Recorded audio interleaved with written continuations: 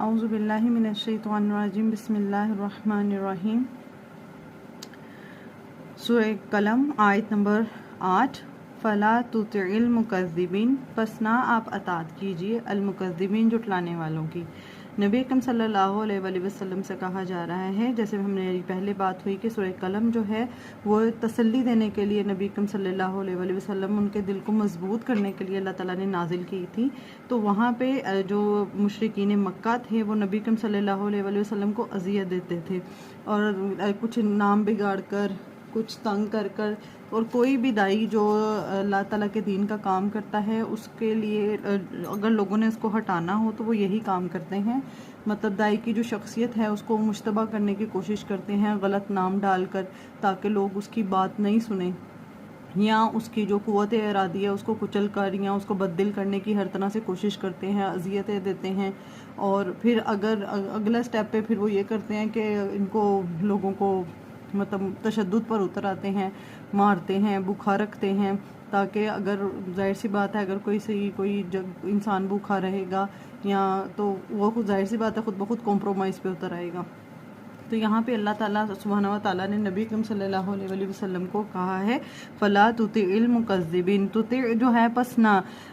تطع آپ اطاعت کیجیے۔ اب نبی اکرم صلی اللہ علیہ وآلہ وسلم ان کی اطاعت نہیں کر رہے تھے۔ یہاں پہ مراد تطع کا جو ایک معنی ہوتا ہے وہ یہ ہے کہ آپ نے کسی کی باتوں پہ دھیان بھی نہیں دینا،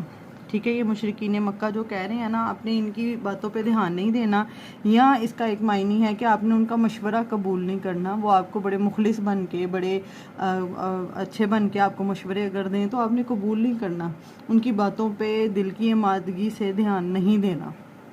ٹھیک ہے۔ جیسے ہم کسی کو کہیں کہ تم نے اس کی بات نہیں سنی، اس کو اگنور کرو، اس کی دھیان ہی مت دو اگر کوئی تمہیں تکلیف دے رہا ہے، تو یہ اللہ تعالیٰ کا مراد ہے کہ تم نے ان کی باتوں پر، ان کے تنگ کرنے پر تم نے دھیان نہیں دینا۔ فلا تطع المکذبین، پس نہ آپ اطاعت کیجیے، مطلب نہ ان کی باتوں پہ دھیان دیجیے، نہ ان کے مشوروں کو سنیے، نہ ان کے مشوروں پہ غور کریے، مطلب ان کو ٹوٹل چھوڑ دیجیے ان کے حال پہ۔ المکذبین، جھٹلانے والوں کی۔ کس چیز کو جھٹلاتے ہیں؟ جو اللہ کو، اس کے رسول کو جھٹلاتے ہیں، جو اس کتاب کو جھٹلاتے ہیں، آخرت کو جھٹلاتے ہیں، فرشتوں کو جھٹلاتے ہیں، جتنی جو دین کی جو ایمانیات ہیں ان میں سے جن باتوں کو جھٹلانے والے ہیں۔ اور یہاں پہ بات جیسے ہو رہی ہے کہ وہ نبی اکرم صلی اللہ علیہ وآلہ وسلم کو جھٹلا رہے تھے، اور آگے جیسے ابھی ہم پڑھیں گے تو قرآن کو جھٹلانے کی بات ہے۔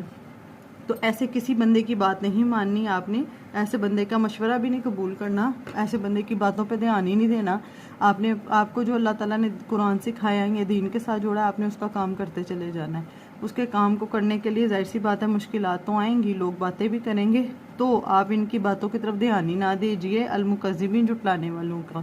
ودو، وہ چاہتے ہیں، ودو کہتے ہیں چاہنا،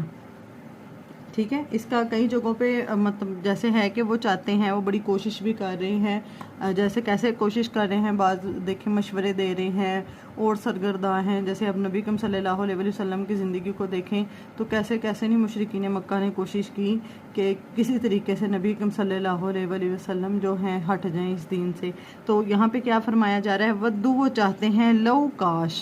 تدہنو، آپ ڈھیلے پڑ جائیں، فیدہنون، تو وہ بھی ڈھیلے پڑ جائیں۔ یہاں کیا مراد ہے؟ ودو، وہ چاہتے ہیں کہ کاش آپ ڈھیلے پڑ جائیں تو وہ بھی ڈھیلے پڑ جائیں۔ اب اس کے لیے پہلے ہمیں یہ لفظ کو سمجھنا ہوگا، یہ ہے دہن،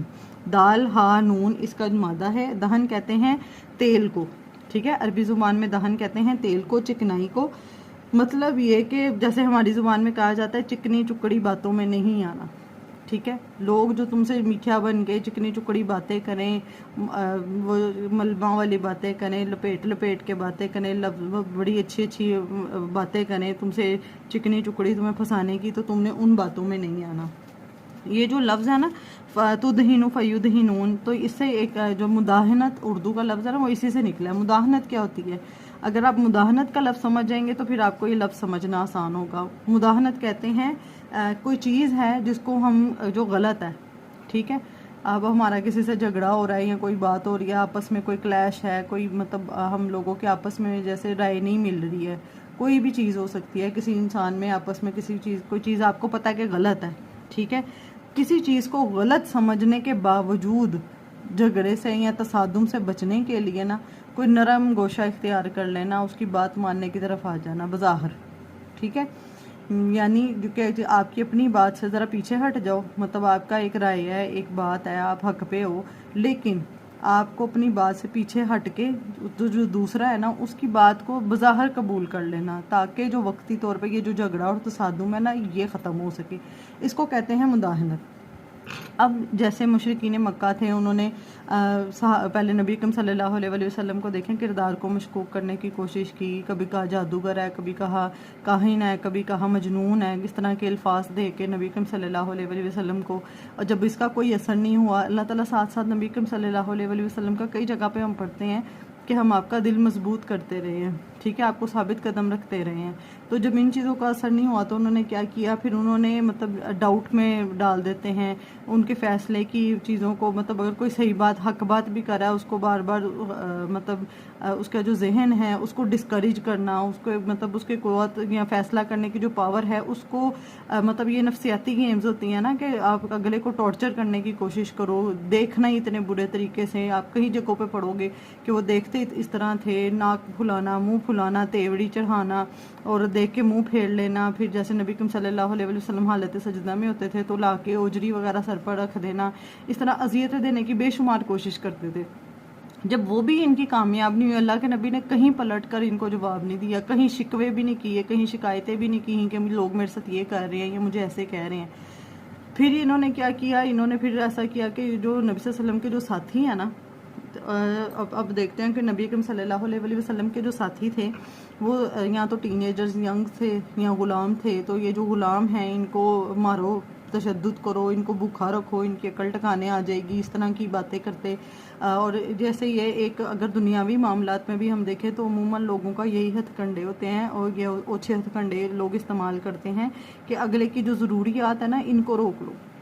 جو پولیٹیشنز ہوتے ہیں وہ بھی یہی کرتے ہیں کہ عوام کو اتنا مجبور کرو، بعد میں ہلکی سی کوئی چیز بنا دیتے ہیں تو عوام اتنے بے خوش ہو جاتی ہے ترسا کے۔ تو انہوں نے بھوکھا رکھنے کی صحابہ کرام کو اور ان کو تشدد کرنا، ہم پڑھتے ہیں بیشتر واقعات کے کتنا تنگ کرتے تھے۔ جب وہ بھی کامیاب نہیں ہوئی تو پھر یہ اتر آئے تھے لالچ دینے پہ کہ ان کو ایسا کرو، لالچ دو، مطلب ان پہ جال بچھاؤ، ان کو کہو کہ ہم تو تمہارے بڑے مخلص ہیں، بڑے خیر خواہ ہیں، تو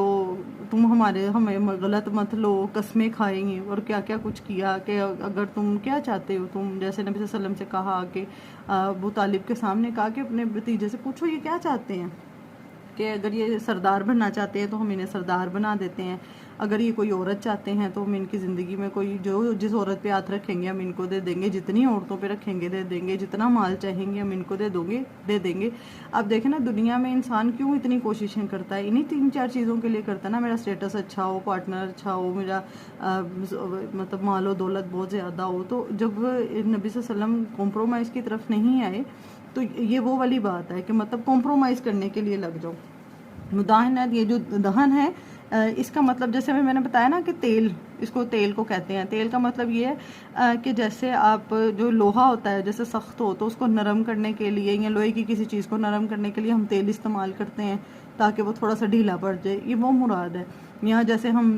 آلو ہے تو وہ سخت ہے، سبزی جو آلو کی ہے وہ سخت ہوتی ہے، تو اگر ہمیں چپس بنانی ہے تو ہم اسے تیل میں جب ڈالتے ہیں تو ہم وہ نرم ہو جاتے ہیں۔ تو کوئی ایسی چیز چکڑی چکڑی باتیں کر کے، ایسے تیل لگا کے، بٹرنگ کر کے، میٹھی میٹھی باتیں کر کے تو دکھانا کہ بھئی ہم تمہارے بڑے مخلص ہیں، ہم بڑے خیر خواہ ہیں، ہم چاہتے ہیں کہ تم کوئی اللہ تعالیٰ نے بتا دیا کہ وہ تو چاہتے ہیں کہ کاش آپ ان کے ساتھ کوئی کمپرومائز کی طرف اتر آئے تو یہ بھی اسی طرف آ جائیں، ٹھیک ہے نا۔ اور یہ جو دہن ہے اس کا ایک مطلب، اس کا جو ایک مطلب ہے وہ یہ بھی ہے کہ کسی کے ساتھ نرمی سے، وہی کہ کسی کے ساتھ بڑی نرمی اور محبت سے بات کرنا، حالانکہ آپ کے دل میں اس بندے کے لیے نفرت ہے، آپ کو وہ بندہ برا لگتا ہے، آپ کو وہ بندہ پسند نہیں ہے، لیکن کسی فائدے کے لیے، ٹھیک ہے، اور کسی اپنے مقصد کو پورا کرنے کے لیے آپ کیا کریں، اس بندے کے ساتھ بہت نرمی سے، اس کی غلط باتیں بھی برداشت کریں، آپ بڑی نرمی سے اس کے ساتھ معاملہ کر رہے ہیں اور پریٹینڈ یہ کر رہے ہیں کہ میں تمہارا دوست ہوں، میں تمہارا بڑا مخلص ہوں، میں تمہارا خیر خواہ ہوں، حالانکہ ایسا نہیں ہے، ٹھیک ہے، لوگ یہ کیوں کرتے ہیں، یہ اس کو کہتے ہیں کہ مطلب یہ جو سازشیں کرتے ہیں، پولیٹکس کھیلتے ہیں دھوکہ دینے کے لیے، جب دوسرے کو دھوکہ دینا ہوتا ہے نا، پھر تبھی یہ ساری حرکتیں کی جاتی ہیں تاکہ اگلے کو کوئی لالچ دے کے کہ اس کو مخلص بن کر دکھایا جائے اور اس کو یہ وہ چکنی چکڑی باتوں میں آ جائے اور وہ پھر یہ جو اپنا اصل مشن ہے نا وہ اس سے ہٹ جائے یا کم از کم ہمارے ساتھ کمپرومائز کرنے کے لیے تیار ہو جائے. جیسے کفار مکہ نبی کریم صلی اللہ علیہ وسلم کے لیے چاہتے تھے کہ یہ کمپرومائز کریں ہمارے ساتھ. جیسے انہوں نے کئی جگہوں پہ ہم پڑھیں گے بھی کہ جیسے نبی صلی اللہ علیہ وسلم سے ڈیمانڈ کی تھی کہ آپ ایسا کریں، ہم ایمان لے آئیں گے، آپ ہمارے بس یہ بت جو ہے نا ان کے اوپر ہاتھ پھیر دیں. ٹھیک ہے نا، تو نبی کریم اللہ تعالیٰ نے وحی اتار دی کہ آپ ایسا نہیں کریں گے اور اللہ کے نبی نے نہیں کیا. ٹھیک ہے نا، تو یہ جو چیز تھی کہ آپ ہمارے ساتھ کمپرومائز پہ اتر آئیں، کچھ باتیں آپ ہماری مان لیں، کچھ باتیں ہم آپ کی مان لیں. تو جو دین اسلام ہے اس میں کمپرومائز نہیں ہے، یہ دین ابراہیم ہے. حضرت ابراہیم علیہ السلام اگر چاہتے تو اپنے والد کے ساتھ کمپرومائز کر کے رہ سکتے تھے نا، سب کچھ چھوڑ دیا کس کے لیے؟ توحید کے لیے.